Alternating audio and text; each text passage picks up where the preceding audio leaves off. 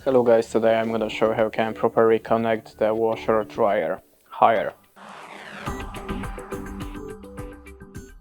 So in the first step, connect this pipe to your water out hose. There is a drying hose, so remember this for a dirty water and the water after the drying cycle.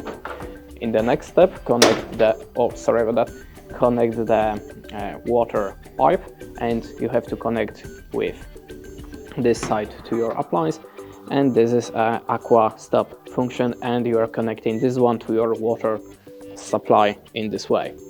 And the last thing, of course, is the electricity cable. Just connect it to your electricity supply, and basically that's it. Thanks for watching, leave us a like, recommend, and goodbye.